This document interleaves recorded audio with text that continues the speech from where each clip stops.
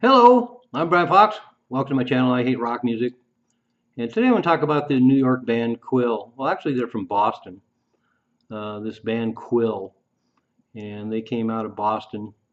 They were around from 1969 to 1970. And a really peculiar band. And for me, a band and a record like the QUILL album is really what record collecting is all about. And deep dive into late 60s, early 70s rock. Because a casual listening to the record, you might find it uneventful, and apparently a lot of reviewers are not that impressed with QUILL. But I beg to differ. I think when I listen to it, I hear a lot of vestiges of 60s psychedelia, but definitely moving towards the 70s. And there's no staggering singer, there's no blow-away guitar player in the band, but they're really solid and they're really weird. I mean, you look at the album cover and it's pretty quirky. And I bought the album in cutouts. I probably paid $1 for it. Had no idea what it sounded like. And I got it home, and even as a young teenager, I thought it was a pretty solid record. And the band was John Cole on bass, Dan Cole on vocals and trombone, Roger North on drums, Norm Rogers on guitar, and Phil Thayer on keys, sax, and flute. And apparently they used to switch instruments a lot when they played live, and they'd also hand out percussion instruments to people in the audience to play along with them. And that's pretty apparent when you hear the album. There's a lot of points where there's a lot of added percussion and breaks where there's just chanted vocals and percussion and stuff, and it seems like it would be a good vehicle for having audience participation. But the keys are interesting. They kind of remind me of the Doors. There's certain aspects of a lot of the record that kind of remind me of the Doors. But when you really dig deep into the record and listen to it more, its charms reveal itself. And that's what I meant earlier about listening to these records that don't seem that dramatic or that impressive when you're first listening to them. But if you take some time, the charms of the band reveal themselves. And this band is a perfect example of that. The way they use the horn players of the band, the trombone player and the sax player. There's a couple of songs on here that have really interesting brass parts, and not like a Chicago kind of way. They're kind of quirky, and there's also some interesting breaks in there. That's another thing about the band. They make some odd choices.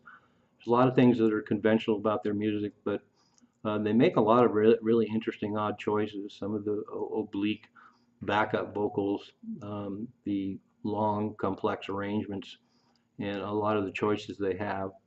A lot of the record is dominated by guitars, and as I mentioned, they're not totally blow away, but they get the job done, and the unique personality of the band reveals itself.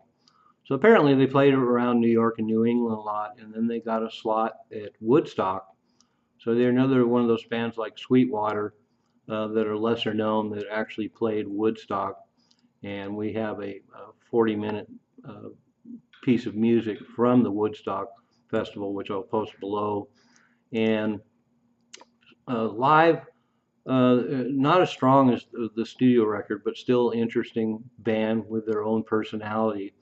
And they were successful enough that they opened for a lot of big acts like Jeff Beck and the Who and the Kinks, Deep Purple, Blue Cheer, Sly and the Family Stone, Grateful Dead, Janis Joplin. So they were reasonably successful, and they were originally signed to a small label by Artie Cornfield, who was one of the promoters for Woodstock, but the label folded. And then the album got passed on to Cotillion, who released it. And so it's a really interesting record. Like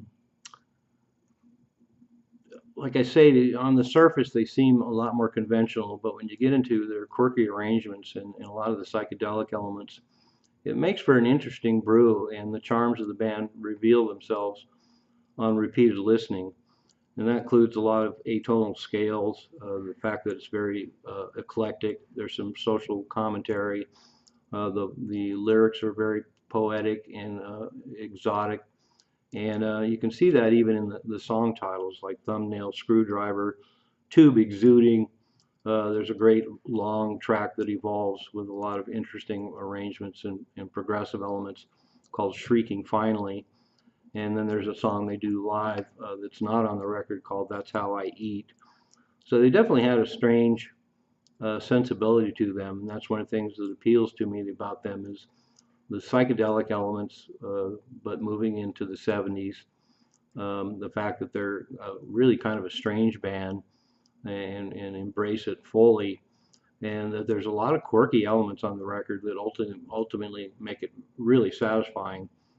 And in 1970, John Cole left, the bass player who's responsible for a fair amount of their material, and they recorded a second album.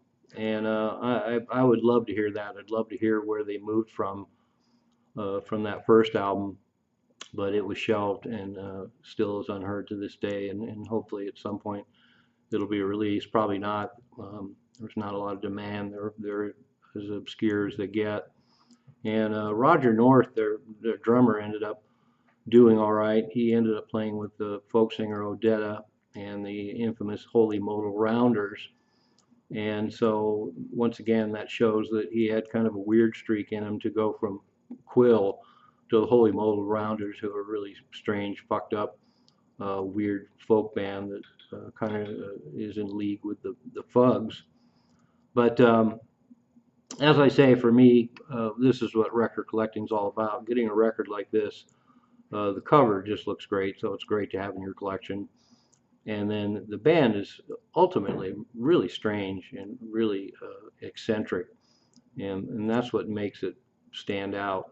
As I pointed out, there's no stellar grandstanding musicians in it, and you're not blown away by a lot of the guitar parts or the singing or anything else. But as a collective and serving the material, it's a truly fascinating record, and I recommend it with some reservations.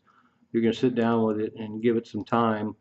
Hopefully you'll see the same charms that I see in it. A lot of reviewers seem to dismiss it out of hand, but I think there's a lot more going on there. And for me, it's a real joy to listen to something like this that wasn't beaten to death on the radio and has a lot of eccentricities and a unique band.